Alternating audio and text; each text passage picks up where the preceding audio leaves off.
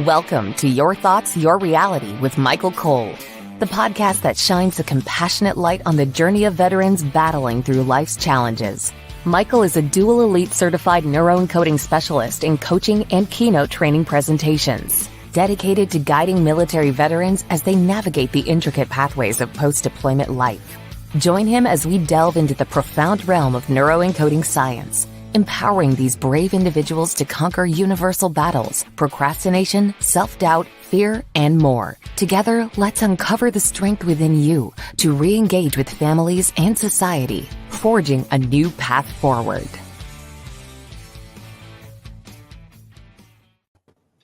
Hello, everybody. I have an amazing guest today, Cathy Casteel. She is, we met. I'll go into some more information, but we met through Steve Linder, who's an amazing neuro-linguistic programmer, teaches and trains, around the world, and just a fantastic guy as well. So, we both work with veterans and that kind of thing, and it's just an amazing fit automatically. We just kind of hit it off. So I wanted to welcome her. She is a veteran. She 31 years veteran service with the Marines and the Army. I don't know why she didn't go to the Air Force too, but she didn't.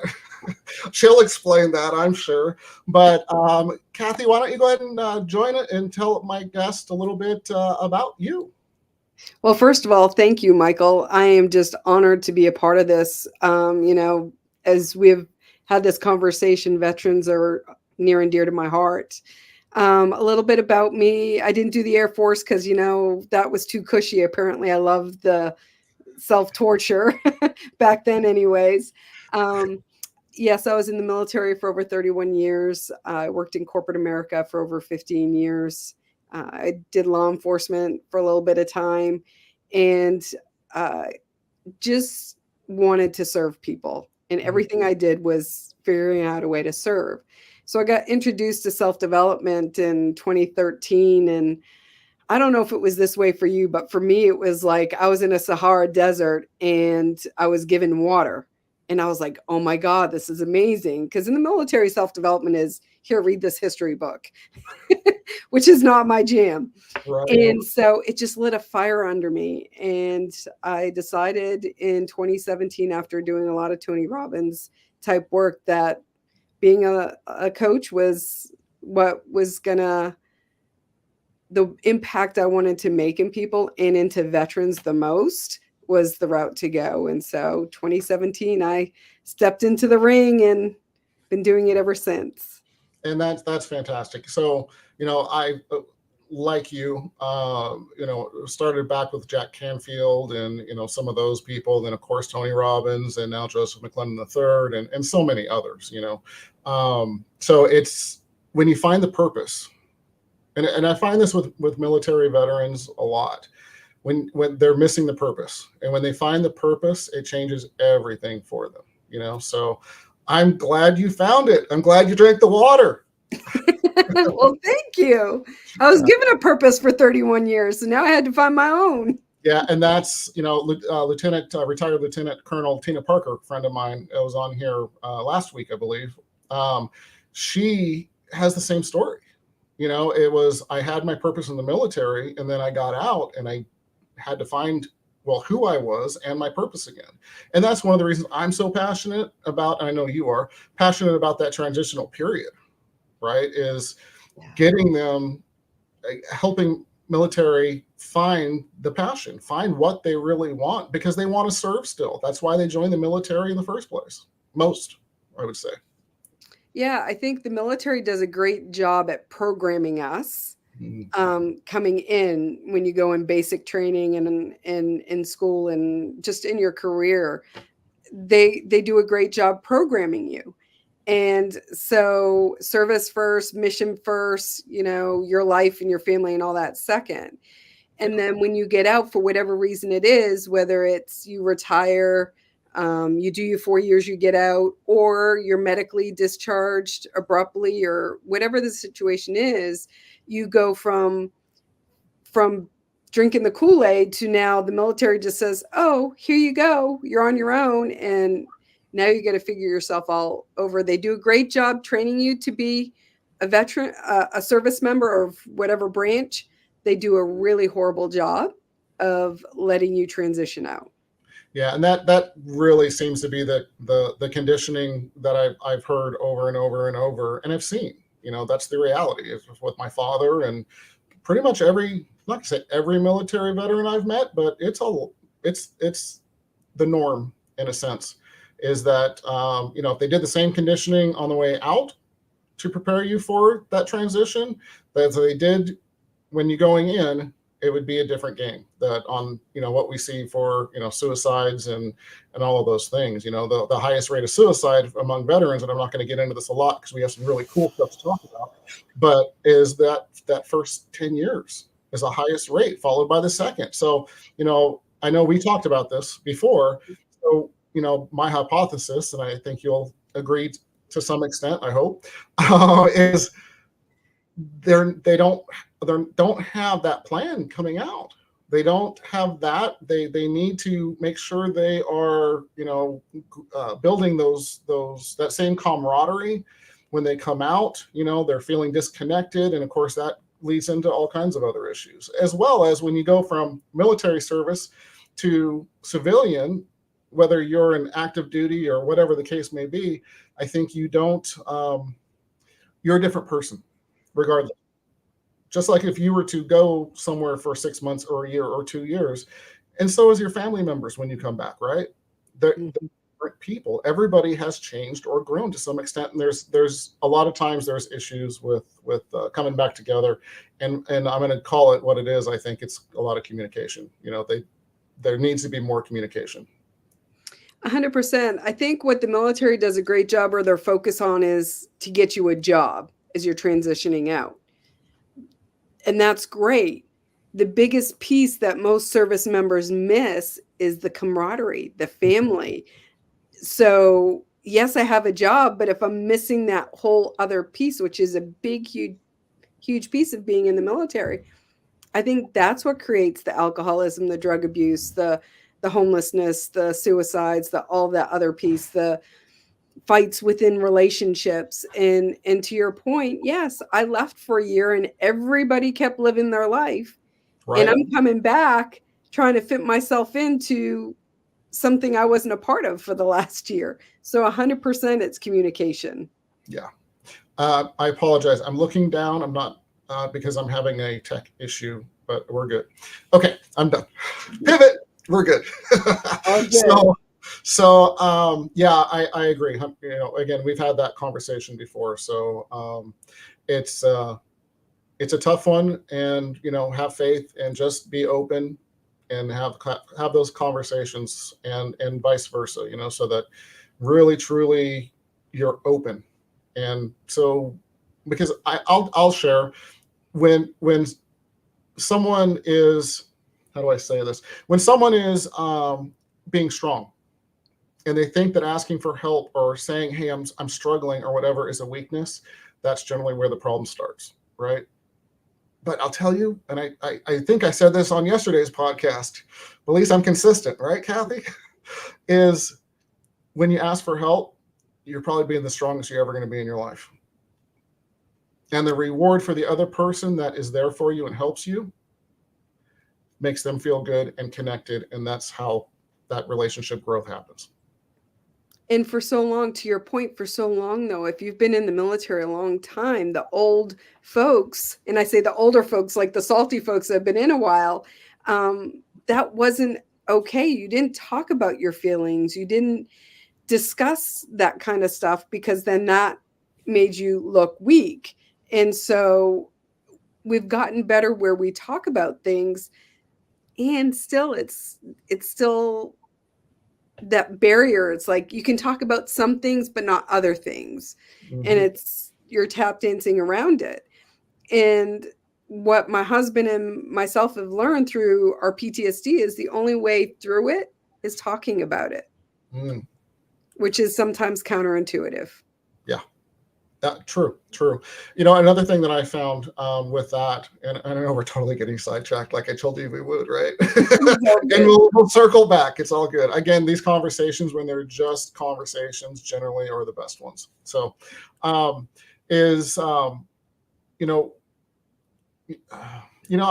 not going to go there right now. Let's go ahead and get back on track because I'm going to lose 10 minutes. We're going to gain 10 minutes, but we've got so much good information coming. I want to get back to your stuff. So yeah, the relationships, super important, communication, super important. And I'm glad we did talk about that. So thank you. So what I'd like to start off with, if you're good with it, Cathy, is, your specialty is empathic women and military transition. So can you tell me and our audience a little bit, I know we've talked about it already, but what is an empathic woman or man? And how does that impact you generally in like military service? So for me, empath, how I define it for myself is that I tend to feel a lot of other people. Like I feel their emotions. I feel their emotions they're going through is the best way to explain it. So I feel what they're going through. And then sometimes it can take a toll. And I would say it showed up in this term. I got called a lot in the military because I was a military officer in the Army side of my career. And I was called a mother hen. And for me, I took it as a negative for a long time because of what women were told to be and brought up in the military. You got to be strong. You got to be like your male counterpart. And so for me, I treated that as a negative, as a bad quality. And it wasn't until my last deployment that I worked with a great Australian colonel who was my boss. And having that compassion for your soldiers and seeing it and getting the mission done, there's a way to have both. And I think you can do that in men and women. And so when I was getting ready to leave and we were doing my evaluation and we were having a conversation, it blew me away because I left with him knowing I could create better communication, like not necessarily always be to the point, create relationship. And what he learned from me is it's not always about business, that you can care about your team and still get the mission done. It's just finding that balance. That's fantastic. So, and what I've found, thank you for sharing that. It's great. I'm curious, was the mother hen something that people actually said and you knew it was a negative thing at the time? Or is that just kind of what you were thinking? So, well, I think I was called like mother bear or something to that effect. I call it the mother hen. Indirectly, yes, because of just how I was brought up in the military. Part of it was probably my internal representation of, what I deem that word to be. Right. Part of it was the coding of how I was brought up in the military, how women are brought up in the military. In the generation I was brought up, and I would beg to differ that it has not changed to this day. Be as strong as your male counterpart or be better than him. Prove your worth by doing that and at all cost. Like, I didn't really have a relationship for the majority of my military career. Right. And honestly, like being authentic, if I did have a guy friend, just a friend, another military officer, I must have been sleeping with him because I was a single female. So there was a lot of dynamics that were already given to me the day I joined the military. Yeah, and I think we see that a lot in the corporate world as well, as far as those rumors, thoughts, etc. Unfortunately. So that's great information. So what do you think some of those leadership roles, and we'll call it mother hen for now. And I'll be honest, I don't even like it, but because it paints that picture. So what aspects of that do you think has helped you transitioning out of military life and some of the skills that you brought from all of those years?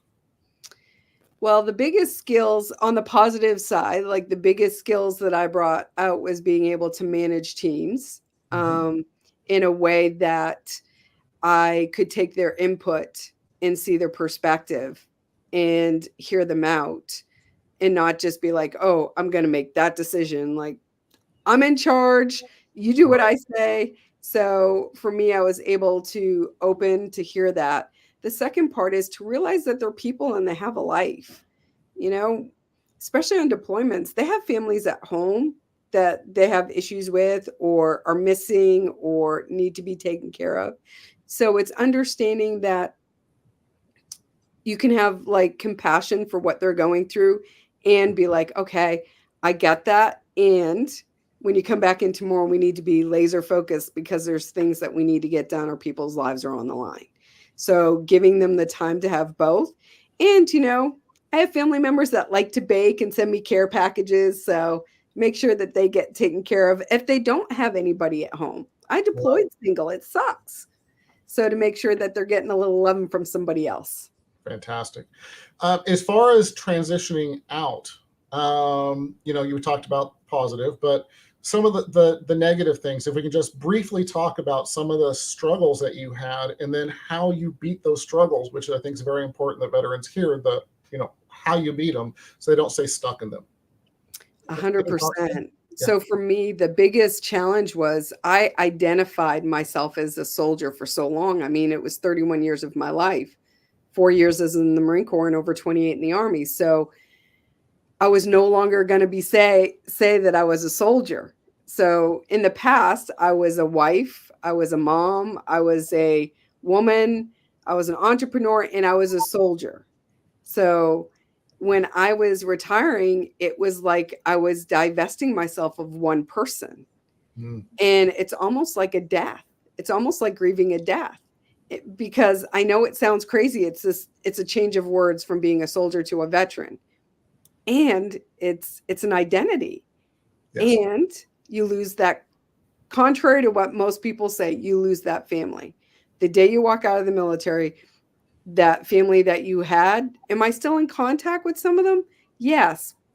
And it takes a lot of effort to reach out and them reach back. So it's not that constant dynamic of family camaraderie that you can reach out to, talk to. So it really was like I was grieving the death of something.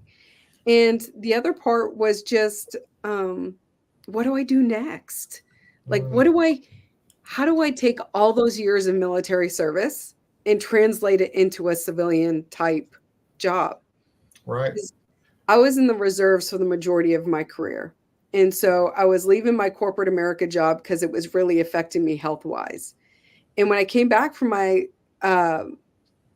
first deployment to Afghanistan, I said, you know what? I'm going to start interviewing for another job. I'm going to figure it out. And that was in 2013. And I was starting to apply for jobs. And I'm like, what do I apply for? What does a combat engineer officer translate into the civilian world? Like, I don't construct. Right. I'm a great project manager, but I have no project management type titles or anything. So it was really, I felt lost.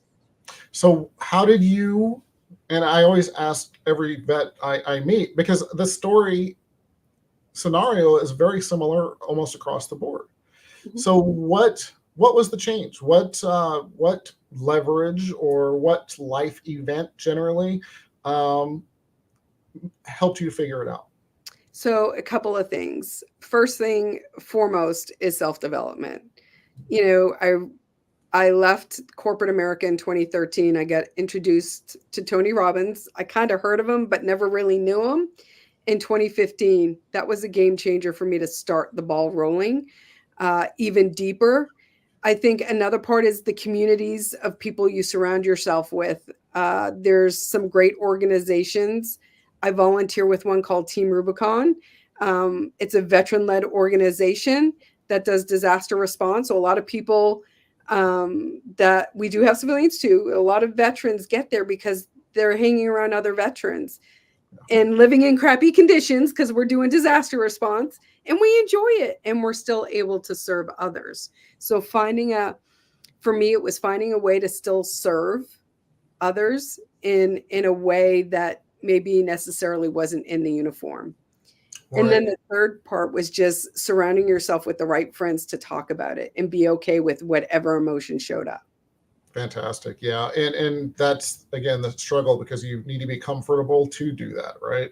You had to find the right people, and civilians as well. I mean, you have to find the right people to have those conversations, to talk, to lift yourself, to want to be a bigger, better person, in a sense, for that self growth. Because if we're not growing, you know, what are we doing? We're dying, right? The old saying is, if you're not growing, you're dying. So it's super important for that to happen. So thank you for the service that you do still with Team Rubicon and everything. So that's really fantastic. Thank you. It's my honor. And if I could add one thing too, Michael, what I feel is true to myself, and I think I can speak for most veterans when we say this, is speaking to someone who hasn't done or been where we've been is kind of challenging, because we put judgment on ourselves of what we've done, saying that it's so wrong. And in reality, because if we say those words out loud to somebody who doesn't understand, then they're like, if they get flabbergasted, then it's like, oh my gosh, okay, I need to shut down now. I can't talk about it anymore because I don't want to scare them too much. If I'm just sharing a little bit and you're already freaking out, whereas if you share it with another veteran, we get you. 90% of the times we've been there, done that. So we get it. Right. Yeah. And it's important, to feel comfortable, because like you said, if someone's going, what the hell? What? You're just going to shut down. Walls are going to go up everywhere. And it's just, you're never going to do it again. So it's super important to have someone that's around or absolutely a veteran. I agree 100%. That's fantastic. So, okay. Anything else you want to add on that? Don't think so. Just, for all the veterans that are listening out there, just know the only way through is through, and that's by talking. So find somebody that you trust and just talk to somebody. Amen. Amen. So I wanted to kind of move into some tips. Yay. My favorite. All right. So if you can, I'm going to ask for 3 tips, but if you just want to start with 1, because I know we're going to explain a little bit on those tips and talk about them a little bit. And I think if we can, because it is near and dear to my heart, let's talk about gratitude. Oh, yes. So my first tip is gratitude. That can change anything in your life. So I do a gratitude exercise. I used to do it in the morning. I do it at night. However, morning or night, middle of the day, anytime that suits you, just list the top 10 things that you're grateful for. And I'm going to be true and authentic, because that's just how I am.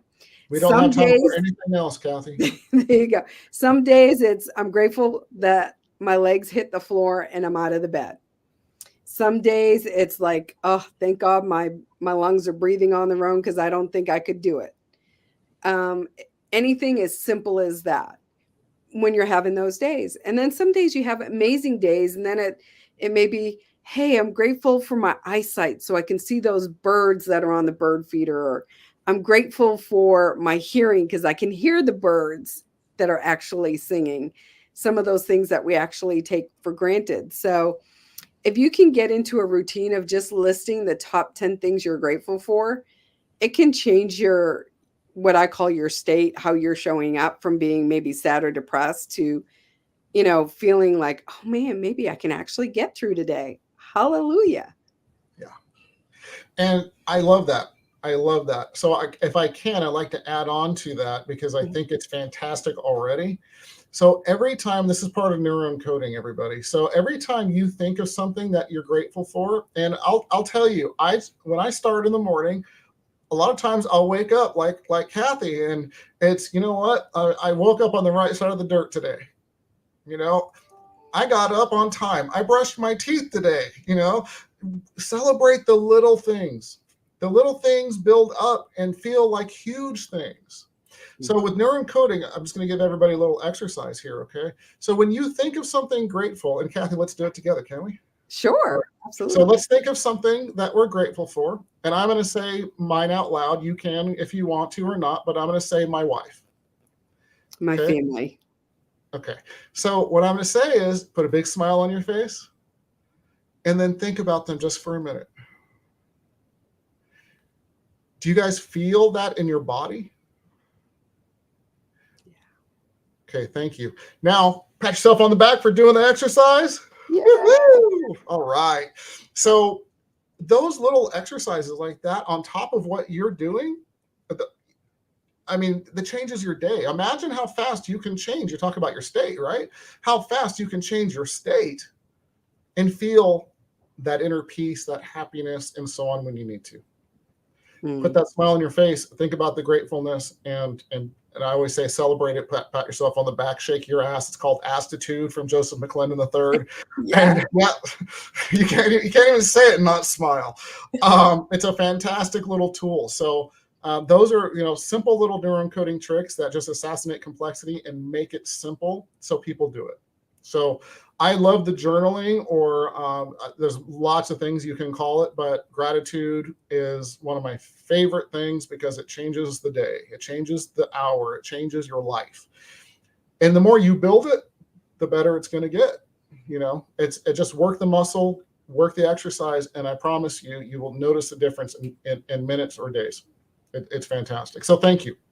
And on that, if I could add a small piece, is like, don't judge yourself. Like, some days I want to journal and some days I don't. So if my gratitude exercise is just me vocally one day, because writing is not like my favorite thing to do. However, sometimes I feel called to do it. So I don't make one way right or wrong. It's just whatever it calls that day to do. Excellent. That's an excellent tip. And let me just add on to that. Yeah, we keep adding on, making ourselves gratitude poker. So, even if you don't journal, just do the exercise or just think about it, and it still works. Not as well as journaling and writing it down, because what we write, we invite, but just do that little exercise and it helps. So I love this. Woo-hoo. Thank you. All right. Tip number 2. Tip number 2 is have a ritual. For me, I have reminders in my phone each day for things for me to do. And my rituals are things that fill my tank. And for me, so I'll just give you my top. I listen to an audiobook. I listen to scripture. I work out, and I check in on my feelings to see where I'm at. That's my ritual every day. Those are non-negotiables for me. Whatever yours are for yours. Can you explain what non-negotiables are? Because not everybody knows that, and I think it's important to understand what that means. Awesome. Yes. I actually did that in my relationship too, just so you know. Non-negotiables show up everywhere in your life. It's where you make a decision to, excuse me. It's where you make a decision that I'm not going to bed till I get that done, because I know how it's going to impact me throughout the day. Mm-hmm. So if it's 9:37 and I'm going to bed at 9:40, I'm taking those last 3 minutes and I'm doing whatever I need to do. Or if my bedtime's 10 and I haven't done them, I guess I'm getting to bed late that night because it's a must. Yes. Excellent. So those are very important. And that's part of your personal integrity, that I am not going to bend on this. This is who I am. So, and there's an expression, I can't remember who it was. I thought it was an athlete. Is how you do anything is how you do everything. So when I start like wavering a little bit on it, I'm like, Cathy, how you do anything is how you do everything. And if you chintz out on this, where else in your life are you chintzing out on? So that works pretty well for me to get me in gear. Yeah, that's fantastic. I do urge people to get those phrases, those things that connect with you, to get them in your soul, if you will, because they will get you out of bed or whatever the case may be. So that's fantastic. Cathy, do you have a third one? I do have a third one. And for me, this is, again, also a non-negotiable, doing some type of self-development. You made the comment, if you're not growing, you're dying. Find something. There is so much variety in self-development out there now. Find some type of self-development to improve on. If wellness is your jam, then do that. If it's, spiritual, do that. Whatever it is, do something, whether it's read or listen to some type of self-development. I do it every day. If you haven't done it, at it a couple times a week for yourself, and then just kind of grow on that and get to the point where you can do that every day as well. Fantastic. Yeah. Thank you so much. Thank you so much. Cathy, our time is up. I always say, man, we need way more time. Love to have you back on at some point. I know your amazing husband's going to be on next week, so excited about that. And of course, you're always invited to come back. So thank you. I would absolutely love to come back, and thank you again for having me on your show, Michael. I appreciate you so much. You're such an incredible soul, and I mean this from the bottom of my heart. You know, you may not have served, you did serve a different way because you're family of a veteran, and what you're doing for our veteran community is just blows my mind. It gives me goosebumps thinking about it. So I appreciate you so much. Okay, thank you. I'm honored. I'm called. It's my passion. Look out. Here we go. Yeah, absolutely. And when you said that, I got chills too, just so you know. So thank you for the appreciation. I don't take that lightly. I really don't. So Cathy, how do people get a hold of you if they want to get a hold of you? Absolutely. So if you want to get a hold of me, there's a couple ways. You can email me at Cathy@msmcoachinggroup.com. We're getting ready to transition. I know you see Sentivo Empowerment Systems underneath there. Or go to msmcoachinggroup.com.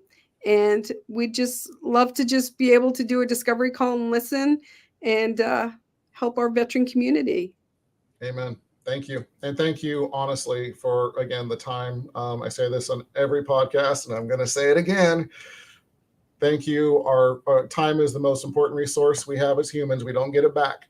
So this 32 minutes that we spent and the 20 before, thank you. Honestly, I'm honored that you've taken the time and the work that you're doing out there. So thank you so much. It's greatly appreciated. Thank you so much. Absolutely. Ladies and gentlemen, I just want to, as always, bring it up on the QR code in the top right-hand corner there. Scan that QR code. We have resources. I have free books that I've written for you guys. There's Facebook groups. There's all of these resources to stay connected, to reach out and be part of the community. So the more people we get together, just like any military, the larger the military, the stronger it is. So reach out, scan the QR code, and everybody, love you. We are out of here. Bye. Thank you for joining us on another insightful journey of Your Thoughts, Your Reality podcast with your host, Michael Cole. We hope the conversation sparked some thoughts that resonate with you. To dive deeper into empowering your thoughts and enhancing your reality, visit empowerperformancestrategies.com. Remember, your thoughts shape your reality, so make them count. Until next time, stay inspired and keep creating the reality you desire. Catch you on the next episode.